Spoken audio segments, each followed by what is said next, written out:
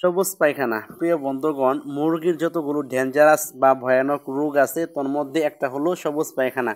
তার কারণ হলো এটা একটি ভাইরাসজনিত রোগ, এর এই ভাইরাসটার নাম হলো ফাউল কলেরা। বন্ধুগণ, যদি আপনার খামারে ফাউল কলেরা দেখা দেয় তাহলে সর্বপ্রথম যে আলামতটা দেখে বুঝতে পারবেন সেটা হলো সবুজ পায়খানা অথবা হলুদ পায়খানা হবে। তো এগুলোর মাধ্যমে আপনি বুঝতে পারবেন যে আপনার মুরগিগুলোকে ভাইরাস আক্রমণ করেছে। সেজন্য অবশ্যই আপনাকে ভালো ওষুধ প্রয়োগ করতে হবে, ভালো চিকিৎসা দিতে হবে। যদি আপনি সঠিক নিয়মে সঠিক সময়ে চিকিৎসা না দিতে পারেন তাহলে কিন্তু ভাইরাস তো জানেনই, পুরা খামারকে খালি করে দিবে। সেজন্য ভিডিওটি শুরু থেকে শেষ তরি দেখুন। আজকে আমি ওষুধের কথাগুলো বলবো সরাসরি বইটি দেখে। তো চাইলে বইটি আপনারা ক্রয় করতে পারেন, আমাদের টিমের পক্ষ থেকে বইটি রিলিজ করা হয়েছে অতি অল্প দামে। বইটির রিভিউ ভিডিও ডিসক্রিপশন বক্সে দেওয়া আছে। অর্ডার করার জন্য সরাসরি আপনারা হোয়াটসঅ্যাপে যোগাযোগ করবেন।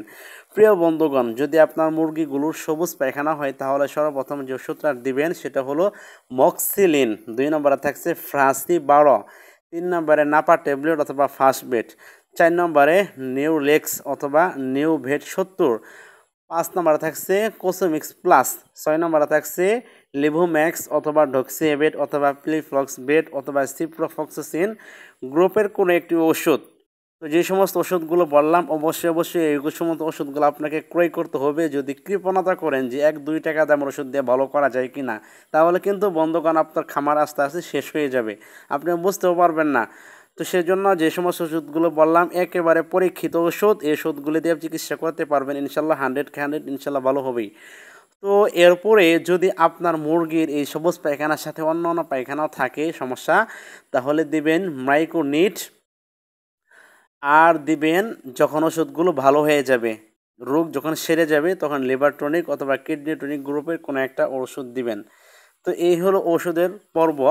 তো ওষুধগুলো আপনি কিভাবে খাওয়াবেন, কত দিন পর্যন্ত খাওয়াবেন? প্রত্যেকটা ওষুধ 1 গ্রাম অথবা 1 মিলি 1 লিটার পানির সাথে খাওয়াবেন। যদি মুরগির বয়স বেশি হয়ে থাকে তাহলে সেক্ষেত্রে 1 গ্রাম অথবা 1 মিলির একটু বেশি দিবেন। এটা আপনি সকাল বিকাল দিবেন টানা 5 দিন পর্যন্ত। টানা 5 দিনের আগে যদি ভালো হয়ে যায় তবুও আপনি 5 দিন পর্যন্ত চালাবেন। তার কারণ হলো ভালো হওয়ার পরে রোগটা আবার ফিরে আসতে পারে। টানা 5 দিন চালাবেন। তো বন্ধুগণ, এখন বলবো কি করলে রোগটা আপনার খামারে দেখা দিবে না বা কতদিন পরে দেখা দেয়। অ্যাকচুয়ালি এই রোগটা খামারে দেখা দেয় 80 থেকে 90 দিন পর থেকে, মানে 80 থেকে 90 দিন বয়স যখন হয়ে যাবে তারপর থেকে রোগটা হওয়ার আশঙ্কা রয়েছে। আর রোগটা কেন হয়? যদি আপনি ফাউল কলের একটা ভ্যাকসিন আছে, এই ভ্যাকসিন যদি আপনি না করে থাকেন, ভ্যাকসিনটা করতে হয় 75তম দিন অথবা 80তম দিনের আগে। 75তম দিন থেকে নিয়ে 80তম দিন এর মধ্যে এই ভ্যাকসিনটা করতে হয়। যদি আপনি সঠিক নিয়মে ভ্যাকসিনটা না করতে পারেন, ঠিক আছে, অথবা ভ্যাকসিন করছেন কিন্তু কার্যকরী হয় নাই, আর কার্যকরী না হওয়ার অনেকগুলো কারণ আছে যা আপনারা বইটির মধ্যে পেয়ে যাবেন। তো কার্যকরী যদি না হয় তাহলে কিন্তু ফাউল কলেরা রোগটি হওয়ার আশঙ্কা রয়েছে। অর্থাৎ এই যে বললাম সবুজ পায়খানা, এটা হওয়ার কিন্তু আশঙ্কা রয়েছে। এটা কিন্তু ছোটোখাটো রোগ নয়, একটা মারাত্মক ধরনের রোগ। যদি হয়ে যায় তৎক্ষণাৎ আপনাকে চিকিৎসা নিতে হবে। প্রিয় বন্ধুগণ, দেখা হচ্ছে নেক্সট কোনো ভিডিওতে। বইটি কারো লাগলে অবশ্যই আমাদেরকে অর্ডার করবেন, জানাবেন। সবাইকে ধন্যবাদ। খোদা হাফিজ।